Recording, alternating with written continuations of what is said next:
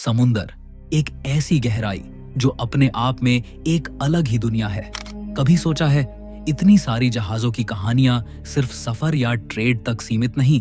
कई बार ये कहानियां अनसुलझे राज, अजीब डिसअपीयरेंसेस और अनएक्सप्लेन्ड इवेंट्स की तरफ भी ले जाती हैं, जहां एक ऐसा जहाज जो अपने 300 से ज्यादा क्रू मेंबर्स को लेकर समुंदर में गायब हो जाता है, और कहीं एक ऐसा जहाज जो 13 साल से समुंदर में अपने आप चल रहा है। आज हम आपको ले चलेंगे एक ऐसे सफर पर जहां हम दुनिया के 5 सबसे रहस्यमय और भूतिया जहाजों के बारे में जानेंगे जिसे वैज्ञानिक आज तक समझ नहीं पाए। तो तैयार हो जाओ एक ऐसे सफर के लिए जो आपको समुंदर की गहराइयों से लेकर अनएक्सप्लेन्ड हॉरर की दुनिया तक ले जाएगा।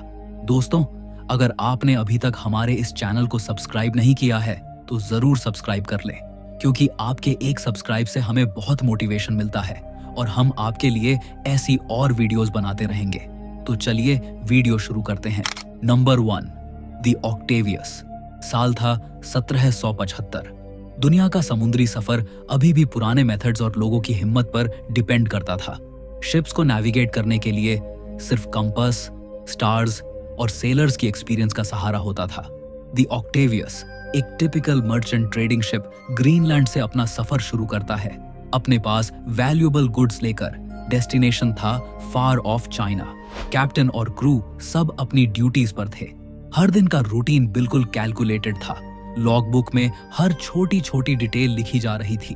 पानी का लेवल, इंजन का कंडीशन, वेदर रिपोर्ट, और लास्ट एंट्री थी all well, continuing course to China.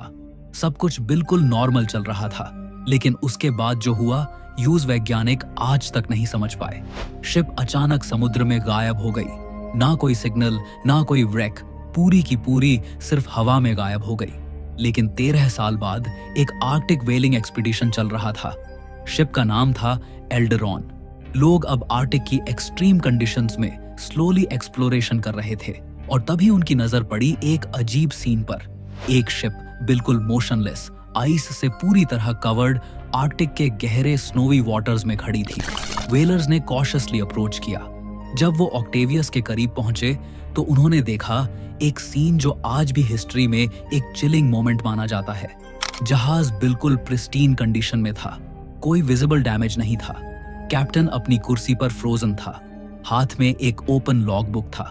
Crew members अपने स्टेशंस पर स्टिफ पोजीशन में थे, हर एक face frozen, eyes wide open, mouths half open, जैसे किसी अनइमेजिनेबल हॉरर को देखकर मर गए हों। सबसे अजीब बात, कोई स्ट्रगल मार्क्स नहीं, कोई ब्लड स्टेन्स नहीं, ना कोई फायर मार्क्स, ना डैमेज, सिर्फ साइलेंस और कंप्लीट फ्रीज। और लॉगबुक जो लास्ट डेटेड एंट्री की गई थी वही पूरी तरह प्रिजर्व्ड थी, बिल्कुल रीडेबल। साइंटिस्ट कहते हैं कि आर्कटिक का ब्रूटल वेदर सिस्टम रिस्पॉन्सिबल था। कहा गया कि सडन एक्सट्रीम स्टॉर्म की वजह से शिप पूरा फ्रीज हो गया और क्रू डेड हो गया। पर सवाल उठता है, इतना बड़ा शिप जो केयरफुली डिजाइंड था आर्कटिक कंडीशंस के लिए, बिना डैमेज के पूरा आइस में कैसे बंद हो गया? और लॉगबुक की लास्ट नॉर्मल एंट्री भी इस थ्योरी को वीकन करती है। कुछ रिसर्चर्स और मिस्ट्री लवर्स मानते हैं कि यह कोई पैरानॉर्मल फोर्स का काम था। शायद कैप्टन को कुछ अजीब दिखाई दिया था और उसके बाद एक अनसीन पावर ने सबको फ्रीज कर दिया। उनका कहना है लॉगबुक का ओपन पोजीशन में मिलना इस बात को और ज्यादा क्रीपी बनाता है, एक क्रिप्टिक मैसेज जैसा जो बस वहीं रुक गया। सबसे वाइल्ड थ्योरी, एक टाइम वॉर्टेक्स या डायमेंशनल रिफ्ट की वजह से शिप टेम्पोररीली किसी और डायमेंशन या टाइम पीरियड में चला गया, और फिर जब वापस आया पूरा फ्रोजन कंडीशन में था। इसका सबसे बड़ा बेसिस लॉगबुक डेटेड वही था जो 1775 में था, और कोई अपडेट नहीं हुई थी, और क्रू का पोजीशन बिल्कुल मोशनलेस और अननेचुरल था। कुछ रिसर्चर्स कहते हैं कि यह कोई एलियन अबडक्शन अटेम्प्ट था। शिप का स्ट्रक्चर और लॉगबुक का इंटैक्ट होना एक कंट्रोल्ड एब्डक्शन जैसा पैटर्न बताता है, और आर्कटिक रीजन का रिमोटनेस इस थियरी को और स्ट्रॉन्ग बनाता है। आज भी आर्कटिक एक्सप्लोरेशंस में द ऑक्टेवियस एक अनसॉल्व्ड एनिग्मा है। कोई नहीं जानता कि जहाज का फाइनल फेट क्या था।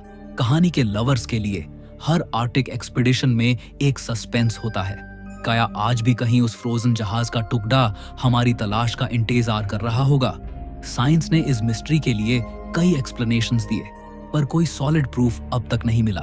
सिर्फ एक बैरन फ्रोजन लैंड और एक एंशंट लॉग बुक जो हमेशा एक सवाल खड़ा करता है, क्या यह नेचुरल फेनोमेन था या कुछ ऐसा जो इंसान समझने के लिए तैयार ही नहीं? द ऑक्टेवियस मिस्ट्री, एक ऐसी कहानी जो समुद्र की गहराइयों में छुपी हुई है, जहां हर वेव एक अनजानी कहानी छुपाए बैठे हैं और हर रिपल एक अनआंसर्ड क्वेश्चन बन गया है।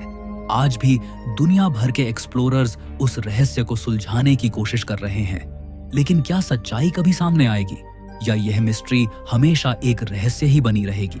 Number 2, the USS Cyclops mystery. World war 1 के दौरान जब समुद्र का रहस्य अभी भी पूरी तरह समझा नहीं गया था और टेक्नोलॉजी का लेवल लिमिटेड था, तब एक ऐसी घटना घटी जो दुनिया भर को हैरान कर गई। एक बड़ा नेवी शिप 300 से ज्यादा क्रू मेंबर्स को लेकर एकदम से समुद्र में गायब हो गया। ना कोई डिस्ट्रेस सिग्नल, ना रैकेज, बस एक खाली समुद्र और एक गहरी अनसॉल्व्ड मिस्ट्री। आज हम बात करने वाले हैं the USS Cyclops disappearance mystery के बारे में। साल था 1918। वर्ल्ड वॉर 1 चल रहा था और हर देश अपने नेवल फोर्सेस को स्ट्रेंथन कर रहा था। USS साइक्लोप्स एक मैसिव US नेवी शिप जो स्पेशली फ्यूल और मैंगनीज ट्रांसपोर्ट करने के लिए डिजाइन किया गया था। बहुत ही बड़ा और पावरफुल शिप था और नॉन कॉम्बैट के लिए बना एक cargo vessel. Captain George Worley और क्रू मेंबर्स अपने रूटीन ड्यूटी पर थे। USS साइक्लोप्स बल्टीमोर से ब्राजील के बाहा पोर्ट की तरफ जर्नी कर रहा था, अपना कार्गो मैंगनीज और लेकर, जो मिलिट्री के लिए बहुत इंपॉर्टेंट था। 12 मार्च 1918 को USS साइक्लोप्स ने अपना सफर शुरू किया। सब कुछ बिल्कुल नॉर्मल था। कैप्टन का लास्ट लॉग बुक एंट्री था, समोथ वॉयज नॉटिंग अन्यूअल। लेकिन जब शिप अपने रूट पर प्रोग्रेस कर रही थी और बर्म्यूडा ट्रायंगल के नोटोरियस रीजन से गुजर रही थी, तभी हर ट्रेस खो गया। कोई डिस्ट्रेस सिग्नल नहीं भेजा गया, ना ही शिप से किसी ने लास्ट कम्युनिकेशन किया। जब USS Cyclops expected arrival date पर पोर्ट नहीं आई, US नेवी ने सर्च ऑपरेशन स्टार्ट किए और बहुत सर्च के बाद भी शिप का कोई रैकेज नहीं मिला। ना कोई सर्वाइवर, ना डीब्री, ना एक छोटा सा सिग्नल। ऑफिशियल थ्योरी कहती है कि साइक्लॉप्स का डिजाइन फ्लॉ था और ओवरलोडेड मैंगनीज कार्गो की वजह से शिप कोलैप्स हो गया। पर लोग कहते हैं, इतना बड़ा और स्ट्रॉन्ग शिप कैसे बिना डिस्ट्रेस सिग्नल के कोलैप्स कर गया? एक और थ्योरी सजेस्ट करती है कि मैसिव स्टॉर्म या हरिकेन ने शिप को ध्वस्त कर दिया। पर फिर भी ऐसे स्टॉर्म्स में अक्सर रैकेज मिल जाता है, पर साइक्लॉप्स का बिल्कुल कोई ट्रेस नहीं मिला। सबसे वाइल्ड और मिस्टीरियस थियरी यह कहती है कि USS साइक्लॉप्स एक UFO एनकाउंटर का शिकार हुआ और पूरा शिप एक कंट्रोल्ड अबडक्शन की वजह से मिस्टीरियसली डिसअपीयर हो गया। कुछ आई विटनेस अकाउंट्स भी इसी डायरेक्शन में दिए गए, पर ऑफिशियल इन्वेस्टिगेशन ने कभी इन्हें वैलिडेट नहीं किया। बर्म्यूडा ट्रायंगल एरिया में कई अनएक्सप्लेन्ड वैनिशिंग्स हुए हैं और USS साइक्लॉप्स भी उसी मिस्टीरियस जोन का हिस्सा बन गया। इस थ्योरी को सपोर्ट करने वाले कहते हैं कि अनयूजुअल इलेक्ट्रोमैग्नेटिक फील्ड्स या वॉर्टेक्सेस शिप को कंप्लीटली वैनिश कर देते हैं। USS साइक्लोप्स का डिसअपीयरेंस अब तक US नेवी हिस्ट्री का सबसे बड़ा unexplained non combat loss of life माना जाता है। सबसे डिस्टर्बिंग बात, इस ट्रेजेडी का कोई कॉन्क्रीट एविडेंस नहीं है, ना रैकेज, ना सर्वाइवर्स, ना मैसेजेस। आज भी कई रिसर्चर्स, कॉन्स्पिरेसी थ्योरिस्ट्स और डॉक्यूमेंट्री मेकर्स इस केस को इन्वेस्टिगेट करते हैं। हर नए एक्सपीडिशन में एक नई हाइपोथेसिस सामने आती है, लेकिन सच अभी तक समुद्र की गहराइयों में खो गया है। क्या USS साइक्लोप्स एक इनोसेंट विक्टिम थी नेचुरल फोर्सेस का, या एक डार्क सीक्रेट छुपा था इसके डिसअपीयरेंस के पीछे? USS साइक्लोप्स एक ऐसी कहानी जो बताती है कि समुद्र की गहराइयां हमसे ज्यादा गहरी हैं और हर वेव के पीछे एक अनसॉल्व्ड रहस्य छुपा है। Number 3, the Ourang Medan mystery. साल था 1947। पोस्ट वर्ल्ड वॉर 2 का समय था। मर्चेंट शिपिंग इंडस्ट्री फिर से रिवाइव हो रही थी और हर तरफ ट्रेड रूट्स एक्टिव हो रहे थे। औरंगमेडन एक डच कार्गो शिप थी जो ईस्ट इंडीज से यूनाइटेड स्टेट्स की तरफ गुड्स ट्रांसपोर्ट कर रहा था और एक दिन पैसिफिक ओशन में सबसे पहला डिस्ट्रेस सिग्नल आया। All officers including captain are dead, lying in chart room and bridge. Possibly whole crew dead, captain समेत सभी अधिकारी मर चुके हैं, चार्ट रूम और पुल पर पड़े हैं। पूरा क्रू मर गया है और उसके बाद आई डाई। सिग्नल मिलते ही यूएस और एलाइड फोर्सेस ने तुरंत रेस्क्यू मिशन लॉन्च किया। और एक अमेरिकन रेस्क्यू शिप वहां पहुंची। जब रेस्क्यू शिप ऊरंग मेडन के पास पहुंचा तो जो सीन उन्होंने देखा उसने हर एक को हैरान कर दिया।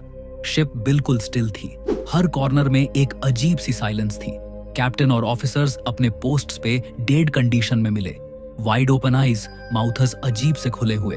एक्सप्रेशनस हॉरर से भरपूर क्रू मेंबर भी इसी तरह फ्रोजन मिले। कोई विजिबल वुंड नहीं, कोई ब्लड स्टेन्स नहीं, और सबसे अजीब बात, उन सब का चेहरा एक अजीब सी फियर और शॉक से भरपूर था, जैसे उन्होंने कुछ ऐसा देखा हो जो इंसान समझने से परे था। रेस्क्यू टीम ने इमीडिएट इन्वेस्टिगेशन शुरू की, पर कोई क्लू नहीं मिला। ना कोई मैसेज, ना कोई स्ट्रगल मार्क्स, ना केमिकल एक्सपोजर का ट्रेस। और उसी वक्त एक और हॉरर मोमेंट आया। औरंग मेडन का इंजन और लाइट्स अपने आप चलने लगे और फिर एकदम से एक जाइगेंटिक एक्सप्लोजन के साथ पूरा जहाज डूब गया। रेस्क्यू टीम बस हेल्पलेसली देखती रही और औरंग मेडन की आखिरी कहानी बन गई एक इटर्नल मिस्ट्री। सबसे कॉमन थियरी ये है कि कार्गो में रखा हुआ केमिकल जिंक ऑक्साइड या पोटेशियम क्लोरेट किसी लीकेज की वजह से टॉक्सिक गैस बन गया, और उस टॉक्सिक गैस की वजह से पूरा क्रू एकदम से मर गया और एक्सप्रेशन ऑफ हॉरर वहीं फ्रोजन हो गया। पर इस थ्योरी का बिगेस्ट डाउट, इतना डेंजरस केमिकल शिप में स्टोर होने के बावजूद कोई कंटेनर डैमेज का साइन नहीं मिला। कुछ एक्सपर्ट्स मानते हैं कि शिप कर्स्ड था, या फिर क्रू ने कोई सुपरनैचुरल फोर्स देखा था जो उन्हें मार दिया। उनके एक्सप्रेशंस हॉरर का प्रूफ बताए जाते हैं, जैसे किसी अनइमेजिनेबल फियर ने उन्हें अपने हाथों से मार दिया हो। एक और थ्योरी ये भी है कि औरंग मेडन एक सीक्रेट इंटेलिजेंस मिशन पर था और शायद कोई एनिमी सबमरीन या सीक्रेट वेपन ने इसे अटैक कर दिया।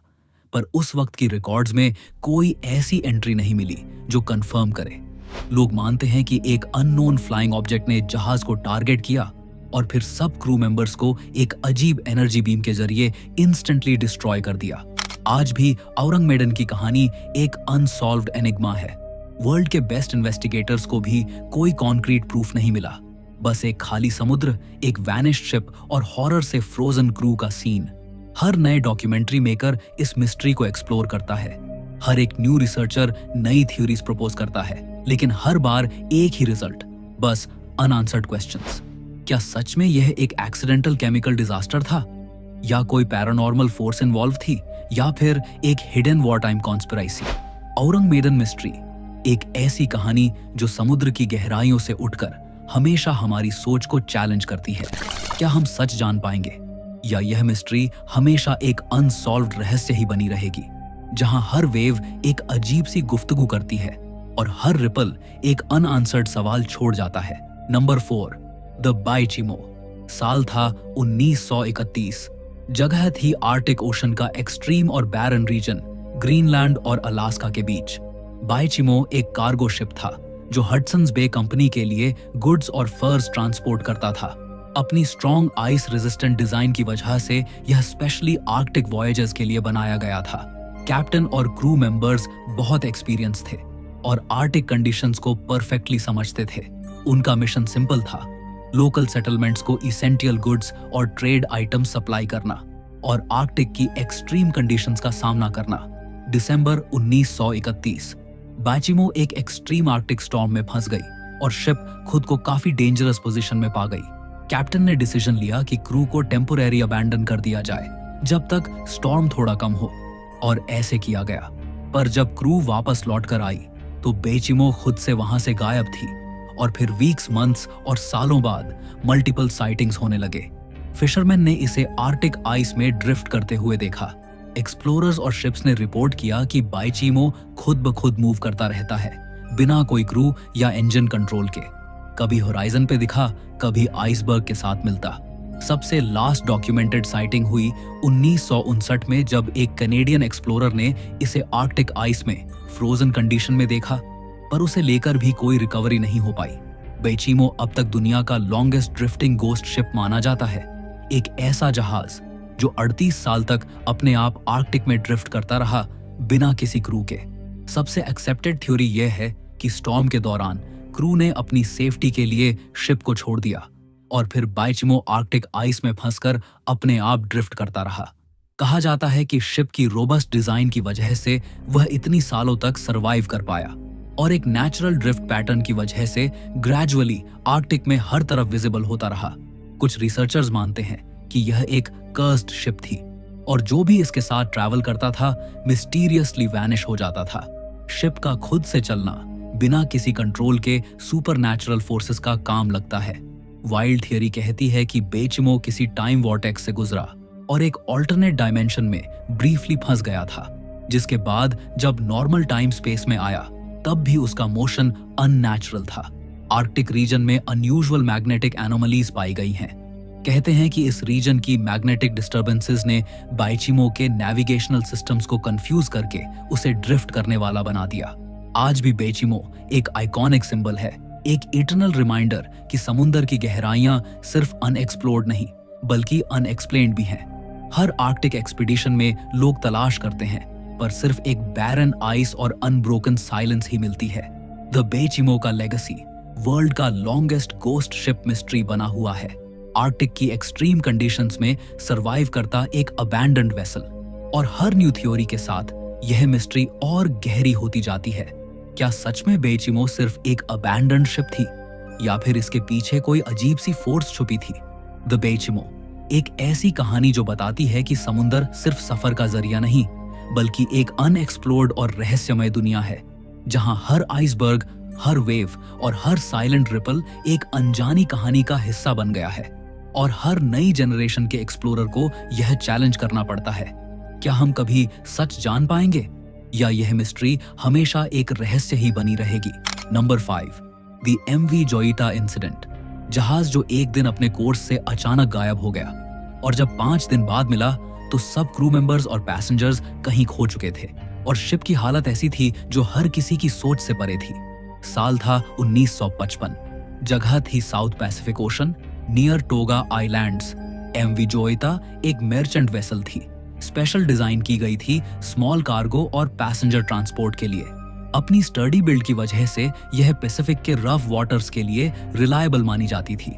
उस दिन एमवी जोइटा ने अपना सफर शुरू किया। अपना डेस्टिनेशन था समोआ। पैसेंजर्स की संख्या थी 25 लोग, जिनमें ऑफिसर्स, क्रू मेंबर्स और पैसेंजर्स शामिल थे। सब कुछ नॉर्मल था, पर एक ऐसे सफर की शुरुआत थी जो दुनिया भर की मिस्ट्री बुक्स में हमेशा छुपी रह गई। 5 अक्टूबर 1955 को एमवी जोइटा टोंगा से अपना सफर शुरू करती है और फिर 3 दिन बाद 8 अक्टूबर 1955 को शिप बिल्कुल अनएक्सप्लेन्ड कंडीशन में मिलती है। शिप का इंजन बिल्कुल खराब था, कम्युनिकेशन सिस्टम भी डैमेज था, सब कार्गो और वैल्यूएबल्स वैसा का वैसा था। पर सबसे अजीब बात, 25 लोग कहीं भी नहीं थे। लाइफ राफ्ट्स भी मिसिंग थे। शिप की इंटीरियर में कोई ब्लड स्टेन्स नहीं थे। पर्सनल बिलोंगिंग्स इंटैक्ट थे, जैसे लोग बस कहीं चले गए हों बिना इमरजेंसी। इन्वेस्टिगेटर्स ने हर कोना का अच्छी तरह इंस्पेक्शन किया, पर कोई क्लू नहीं मिला कि लास्ट एंट्री कब हुई थी। ना कोई डिस्ट्रेस सिग्नल, ना कोई फाइट, बस एक अजीब सी साइलेंस। शिप के लॉग्स में कोई असामान्य एंट्री नहीं थी, सिर्फ एक अंतिम मंडेन रूटीन रिपोर्ट थी। Course maintain, all well. कुछ एक्सपर्ट्स मानते हैं कि पायरेट्स ने अटैक करके क्रू को किडनैप कर दिया, पर यह थ्योरी वीक पड़ती है क्योंकि शिप का वैल्यूएबल कार्गो और पैसेंजर्स के पर्सनल बिलोंगिंग्स वैसे के वैसे मिले थे। स्टॉर्म और टेक्निकल मैल फंक्शन थ्योरी कहते हैं कि एक सडन स्टॉर्म या इंजन मैल फंक्शन की वजह से शिप डिरेल्ड और क्रू ने सर्वाइवल के लिए लाइफ राफ्ट्स का यूज किया, पर लाइफ राफ्ट्स कहीं नहीं मिले। कुछ मिस्ट्री एंथुसियास्ट्स मानते हैं कि एमवी जोइटा एक कर्स्ड शिप थी और जो भी इसके साथ ट्रैवल करता था मिस्टीरियसली वैनिश हो जाता था और शिप अपने आप ड्रिफ्ट करती रही बिना किसी क्रू के। वाइल्ड थ्योरी यह भी है कि शिप को एक अननोन फ्लाइंग ऑब्जेक्ट ने टारगेट किया और सब क्रू मेंबर्स को एक बीम ऑफ एनर्जी से इंस्टेंटली वैनिश कर दिया, पर इस थ्योरी का कोई साइंटिफिक प्रूफ नहीं मिल पाया। कहते हैं कि क्रू में किसी वजह से म्यूटनी हुआ और सब डिसअपियर होने के बाद शिप को अबैंडन कर दिया गया, पर इस थ्योरी को भी सपोर्ट करने वाला कोई कॉन्क्रीट प्रूफ नहीं मिला। आज भी एमवी जोइटा इंसिडेंट एक अनसॉल्व्ड एनिग्मा है। वर्ल्ड हिस्ट्री में इसे the ghost ship of the Pacific के नाम से याद किया जाता है। हर नई जनरेशन के इन्वेस्टिगेटर के लिए यह एक अनसॉल्व्ड केस है और हर एक्सपीडिशन में लोग इस कहानी की तलाश में निकलते हैं। लास्ट डॉक्यूमेंटेड साइटिंग थी कि एमवी जोएता ड्रिफ्टिंग करते हुए टोगा आइलैंड्स के पास देखी गई थी और फिर हिस्ट्री में कहीं खो गई। क्या सच में यह एक ट्रैजिक एक्सीडेंट था या इसके पीछे कुछ और डार्क और अनएक्सप्लेन्ड फोर्सेस थे? एमवी जोएता, एक ऐसी कहानी जो समुद्र की गहराइयों से उठकर हमेशा हमारी सोच को चैलेंज करती है, जहां हर वेव एक अनसॉल्व्ड रहस्य छुपाए बैठे हैं और हर रिपल एक अनसॉन्डर क्वेश्चन छोड़ जाता है। क्या हम सच जान पाएंगे या यह मिस्ट्री हमेशा एक रहस्य ही बनी रहेगी?